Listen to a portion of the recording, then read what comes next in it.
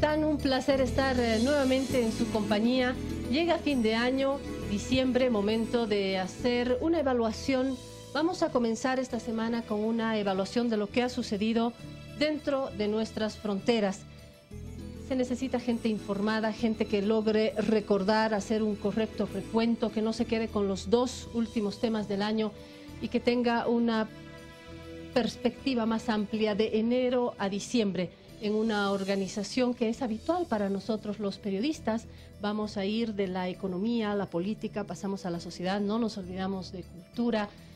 Bajo este paraguas invito a dialogar, debatir, ¿por qué no?, sobre los temas, sobre lo que ha marcado este 2016, a dos colegas con quienes tengo el gusto de compartir esta mesa.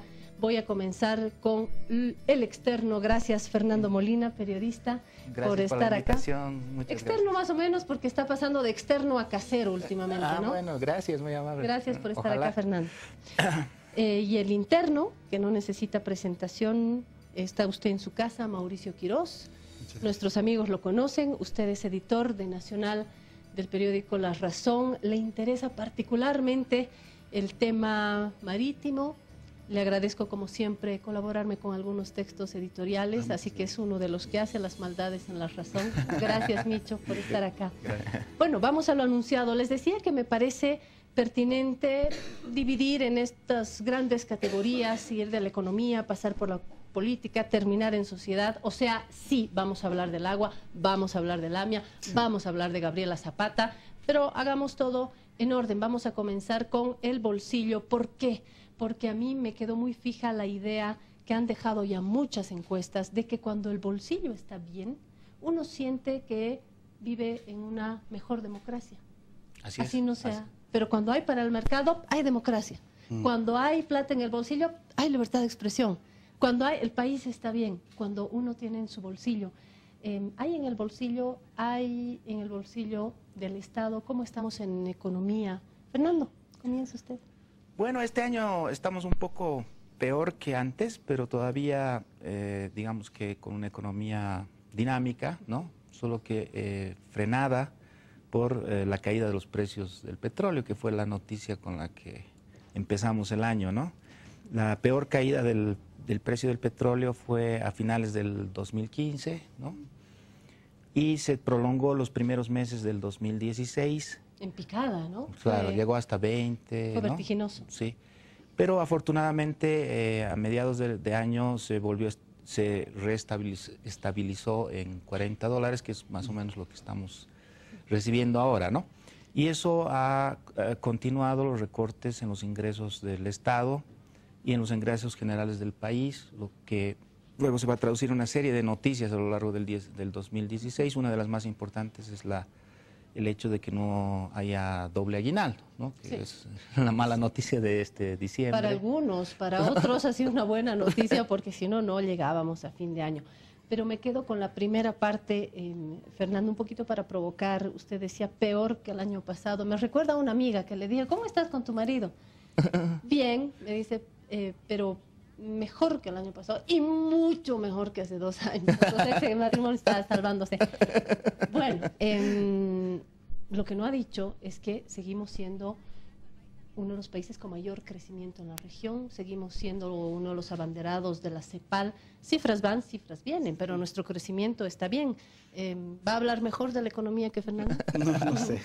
No, lo que pasa es que evidentemente enero despertó el año, si tú quieres, con este bajón de los precios internacionales del petróleo y en un vértice, digamos, para contrastar esto, el optimismo del gobierno, ¿no? Porque mientras analistas vienen y analistas van también, indicaban que teníamos proyecciones de crecimiento inferiores a 4%, el gobierno mantuvo el 5% hasta después de septiembre, me parece, ¿no? Entonces, había un optimismo, pero ese optimismo se tuvo como base esta decisión o estos proyectos de inversiones, de iniciativas del Estado, ¿no? Entonces, eso evidentemente repercute en la economía, en lo que tú dices, en la economía de la clase media, en esta sensación de bienestar. No sé si está tan vinculado con la democracia, pero bueno, hay una sensación de bienestar. Pero lo que no se ha visto, y eso es lo que, digamos, merece otro tipo de análisis, es la la capacidad de la iniciativa privada, ¿no? Yo creo que de repente no se ha sentido muy incentivada este año para mejorar los ingresos, para expandirse en el ámbito nacional, ¿no? Eso, claro, también todo tiene que ver, porque lamentablemente seguimos siendo un país que depende mucho del extractivismo, de las materias primas, ¿no? Sería posible mejorar la economía cuando toda la economía se diversifique y tengamos mayor iniciativa privada. Eso también es, creo que, a lo que uno debería proyectarse. Sí. Entonces, durante todo el año ha habido yo lo pondría así, ¿no?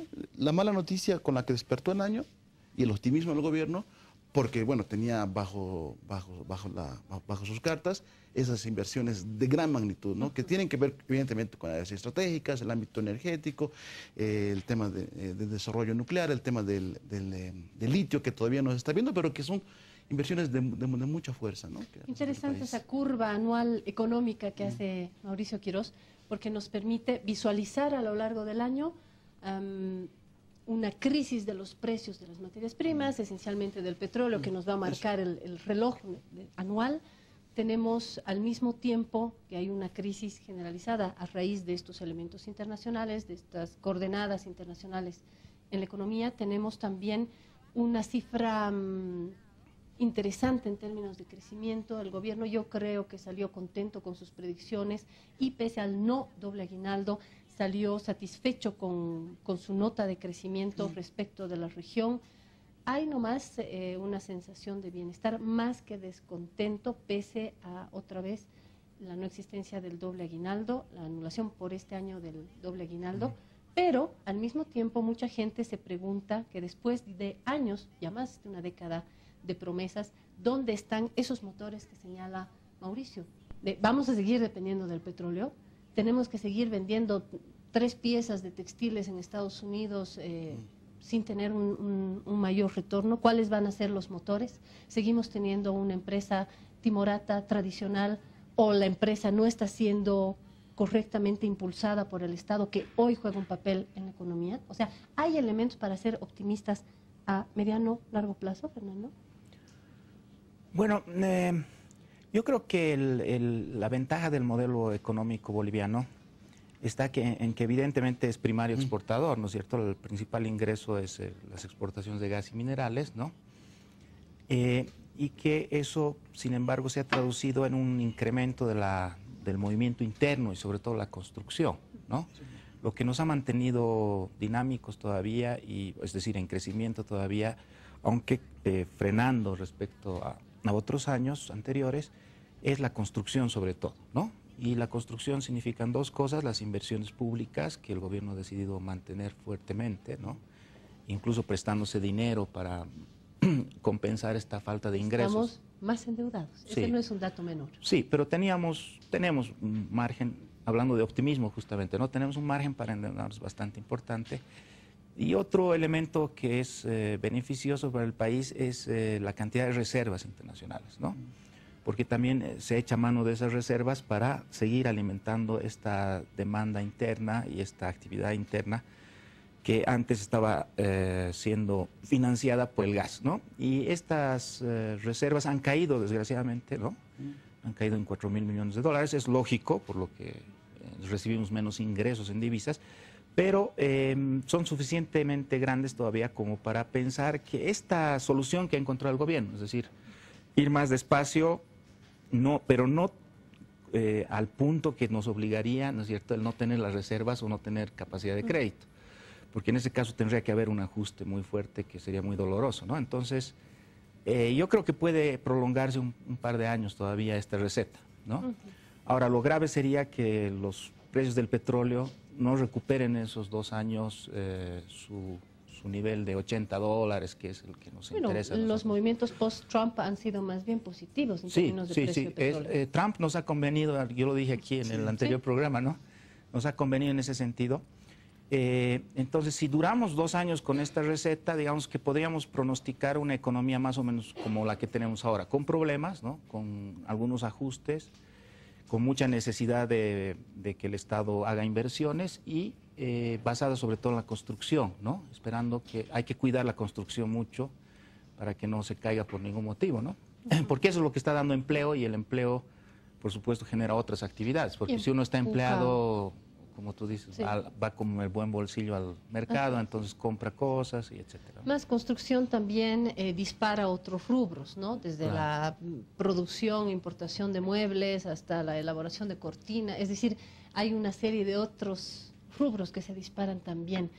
¿Se habrá disparado la política, como hemos estado en la política? Gabriela Zapata, ¿se acuerdan? Creo que solo la recuerdan en las peluquerías, donde el platinado sigue a la moda, pero ya los políticos la recuerdan Yo creo que hay poco. que ver el tema. A ver, En digo, un he dicho escenario. Zapata por decir algo, ¿no? En un escenario- Les dejo a ustedes En los realidad yo creo titulares. que este es el año, digo, hemos comenzado el año con la iniciativa del gobierno para repostular, para repostular Autorizar la repostulación. Autorizar la repostulación, y estamos terminando con esa misma iniciativa. O sea, ¿qué ha pasado entre medio? Ahí está lo interesante. Este país siempre es dinámico políticamente. Estaba pensando, por ejemplo, esto tendríamos que ubicarlo desde finales de 2015, que es cuando Morales obtiene el mayor rédito político y además mayor popularidad a partir de este fallo de la Corte Internacional de Justicia. Entonces, él como que se proyecta como que ya, digamos, es el momento del gran liderazgo de Morales, ¿no? Comienza el año con esta iniciativa para modificar la Constitución, para hacer la repostulación, y entre medio, evidentemente, es el juego político nacional actual que tenemos. Aparecen las figuras de Zapata y otros elementos que se han empleado de alguna manera bien, o mal, depende del lado de que uno lo mire, y terminamos con la idea del presidente Morales de recuperar la popularidad, de evitar de que estos dos elementos que han surgido, ¿no? La AMIA, el tema del agua, vulneren o afecten su popularidad, porque ese es el mensaje que estamos escuchando en los medios, ¿no? Que el presidente ha hecho lo posible y que no le afecte, ¿no? Que no le afecte la popularidad, y otra vez fortaleciendo su imagen para autorizar o buscar la repostulación el próximo año. se ha fijado en la línea temporal de Mauricio. Comenzamos con una entrada victoriosa, pongo las comillas yo, victoriosa de Evo Morales después del fallo.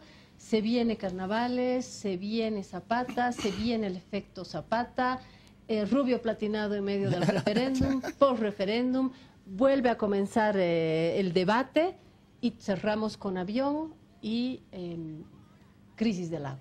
¿Falta algo en esa línea? ¿Qué le ha faltado a Mauricio? Yo diría que el núcleo de la línea es el referéndum mismo, referéndum, ¿no? claro. Lo de Zapata, el más discutible. ¿Cómo que más discutible, Fernando? ¿Cómo que más discutible? Si Bueno, lo es que se discute cabalmente es una de las causas del referéndum, pero no es la única, ¿no? A mí me parece que el referéndum marca, sí, una etapa muy importante, porque no solamente este año, sino en realidad todo el periodo que hemos llamado proceso de cambio, ¿no es cierto?, tiene ahí un hito, ¿no? Es el momento en el que por primera vez hay una derrota electoral, digamos, importante del gobierno, ¿no? Ahora, esta derrota es, por supuesto, multicausal, no tenemos tiempo para analizar, ya lo hemos hecho en su momento, además, ¿no? Es multicausal, pero indica también un fenómeno que me parece clásico o importante, clave, digamos, en este año, que es la polarización, ¿no? Es decir, puede ser que uno de los elementos sea Zapata de esa polarización. Otro de los elementos es los problemas de gestión que ha empezado a sufrir el gobierno, que no tenía antes, ¿no? El gobierno cosechaba éxitos en general y ha empezado a tener problemas de gestión. Y ¿puede señalar tres? Los más graves son los últimos, ¿no? Claro. El agua y la AMIA. Tema de instituciones, Pero ¿Fonduc?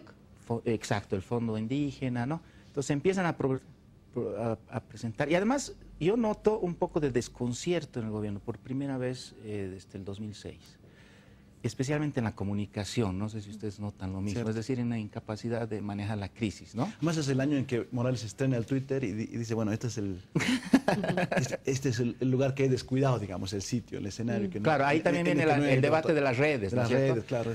Pero ¿por qué? Porque él no ha sido tan hábil para enfrentar crisis de Zapata, crisis de la AMIA, crisis del agua, etcétera. Entonces, en general yo veo que, digamos que hay dos elementos, o sea, dos estadios, o no sé cómo graficarlos, pero una cosa es la realidad, lo que estamos hablando, la economía, ¿no? Sí. El país mismo, etcétera, que tiene un funcionamiento, excepto en La Paz por la crisis del agua, todo el resto está funcionando más o menos normalmente. Pero la percepción, especialmente las clases medias urbanas, ¿no es cierto?, respecto al gobierno, se ha polarizado fuertemente en contra del gobierno, ¿no? Entonces, Yo creo que eso se debe en parte a estos errores de gestión y en parte a la comunicación, esa incapacidad para manejar bien las crisis, que ha terminado en un simbolismo antigobierno. Estamos terminando el año con una clase media bastante enajenada del gobierno, ¿no?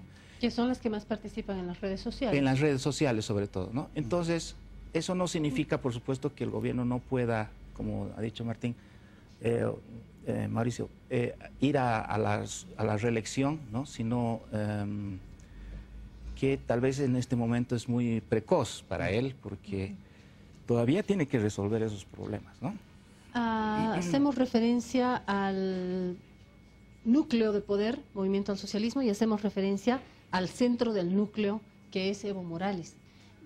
Me da la impresión de que hay que hacer siempre un doble análisis. Una cosa es la gestión, la otra es la percepción de Evo Morales, que sigue siendo pilar del movimiento al socialismo y pilar de los movimientos políticos bolivianos. No hay ni formación de cuadros, ni nuevos líderes, ni fuera del MAS en oposición, ni adentro. Parece que como un sistema solar todo gira alrededor de Evo Morales. Mi pregunta es, ¿qué ha perforado el liderazgo de Evo Morales en este año? Hay también un desgaste natural, ¿no? ¿No es cierto? O sea, todo líder tiene de manera natural, o sea, ha mantenido una popularidad bastante elevada durante mucho tiempo y evidentemente hay gente que se puede desencantar con él. Lo lamentable del sistema político es que no ha habido ese diálogo, esa alternancia con otras fuerzas, ¿no? No ha habido nuestro sistema político no ha tenido la capacidad de generar fuerza política, lamentablemente, ¿no? Que pueda ser contestataria a lo que tú dices, ¿no? A ese sistema solar.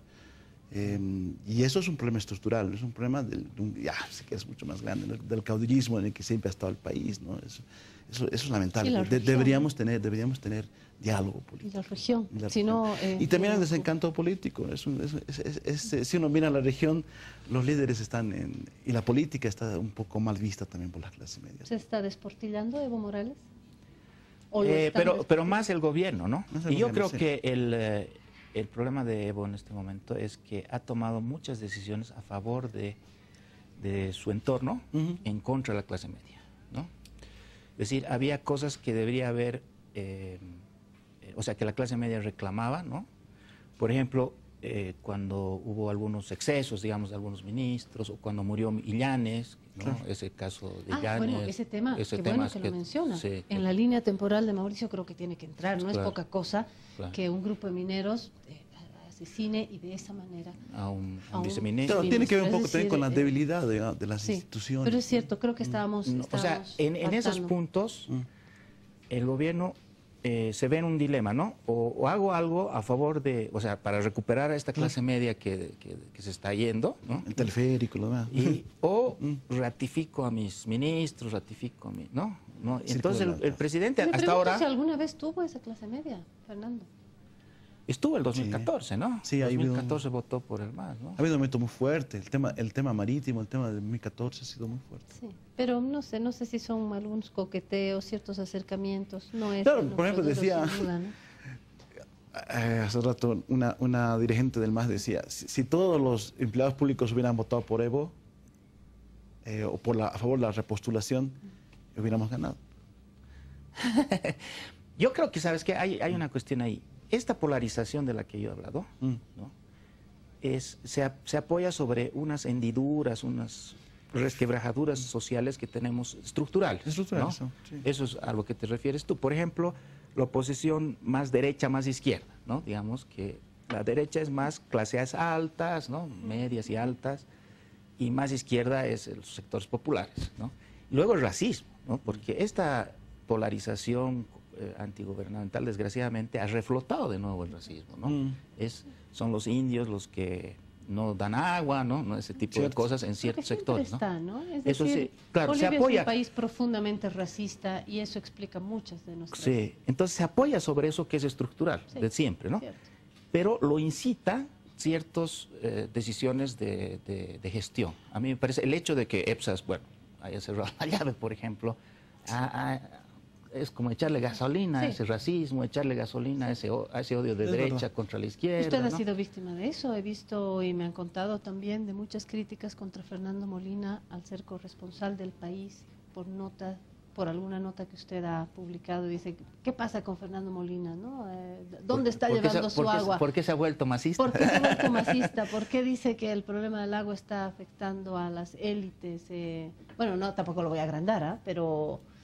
Sí, es curioso, ¿no? Eso muestra la polarización justamente porque yo he hecho una cosa tal vez no muy perfecta, pero que es normal, ¿no? Digamos, tratar de contarle al público extranjero que los barrios más afectados son los más ricos de La Paz. Y es ¿no? totalmente objetivo además, ¿no? Y eso realmente ha causado molestia en mucha gente porque justamente ellos no quieren hablar, o sea, no se quieren reconocer en esta dialéctica del racista, ¿no? Indio versus blanco, porque quizás ahí todos tenemos una sensación de culpabilidad, ¿no? Importante, ¿no? Entonces es parte de la polarización. Yo creo que ese es un rasgo, desgraciadamente, que ha vuelto. No es la primera vez en el proceso que se da esto se dio entre el 2006 y el 2009, pero había sido suspendido, por lo menos aparentemente, ¿no? Durante el periodo más fuerte de auge del gobierno, y ahora ha vuelto. Y hay que ver qué hace el gobierno con respecto a esto. Ya son noticias de último momento, pero parece que va a haber cambio de gabinete, va a haber un intento ¿no? de mejorar la gestión para justamente evitar que haya más pérdidas, ¿no? O sea, yo no espero de que esto sea, digamos, tomando conciencia de que hay que fortalecer las instituciones. El caso de EPSA, bueno, nunca tuvo una institucionalidad porque finalmente nació de un problema. El tema de las cooperativas mineras requiere una visión institucional acorde a lo que se ha construido hasta ahora. El tema del AMIA, a mí me llama mucho la atención que la DGAC, más allá de todos los fenómenos, me llama mucho la atención que la DGAC estén siempre militares, ¿no? Me llama mucho la atención, yo lo dejo ahí.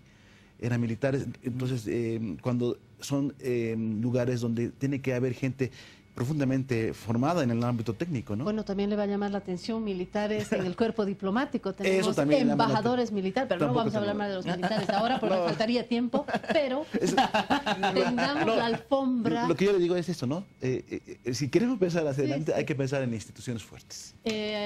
Fernando ya había puesto la alfombra para los temas sociales, que son agua.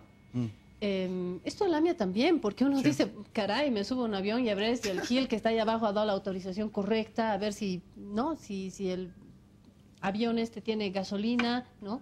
Ayer yo volvía de Santa Cruz, vamos a cargar gasolina, carguen, decían los pasajeros, que carguen nomás, o sea. Y ligado a esto, caray, la cifra de feminicidios, de violencia contra los más vulnerables en la sociedad en general, pero vamos a hablar de la boliviana, mujeres, niños, violencia, agua. ¿Estos son los ejes o estoy mirando? No, el tema de la violencia a los más vulnerables creo que es un elemento, es un hito, es una pena que ha marcado todo este año. ¿Y a quién echamos la culpa? ¿Al MAS otra vez? Posiblemente sí, pero creo que no ese es el tema, ¿no? ¿Lo del feminicidio? El feminicidio no creo que... Bueno, ese es un buen debate porque justamente ahora se ha producido el movimiento Ni Una Menos, que ha sido importante, en ¿no? varios países. En varios países, y aquí ha sido bastante importante.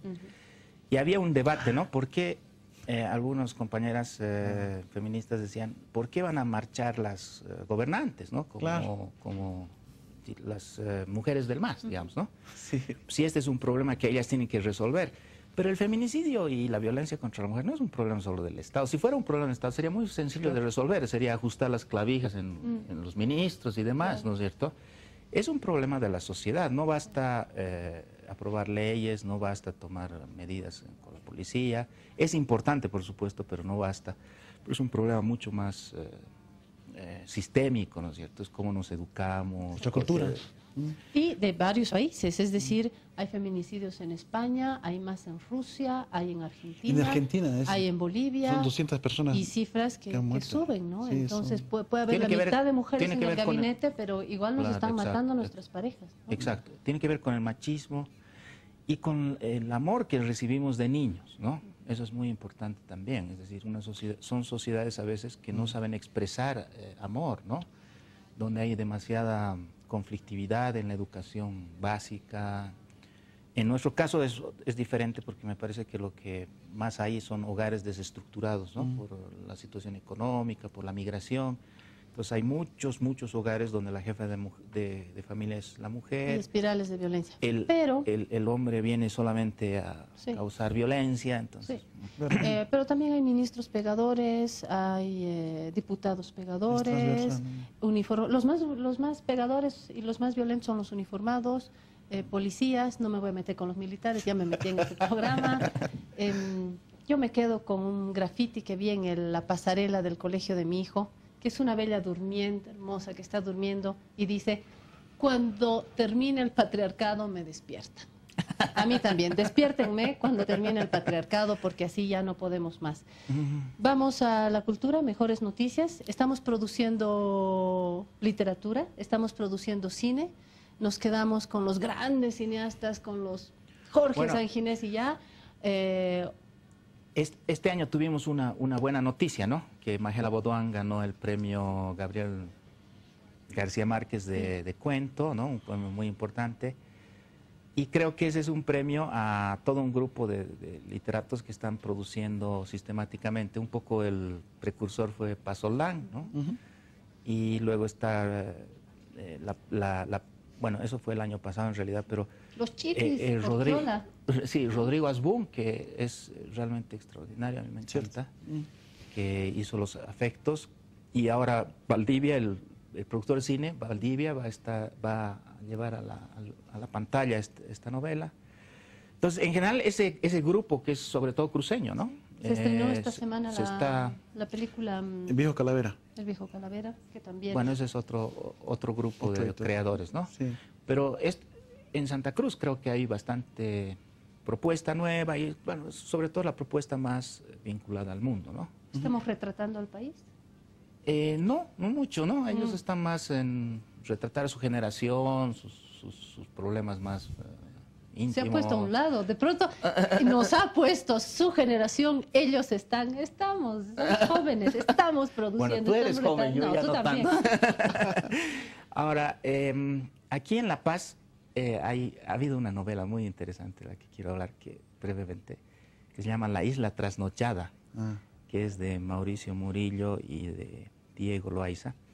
Y ellos, a diferencia de estos cruceños que tienen como una intención más universalista, ¿no?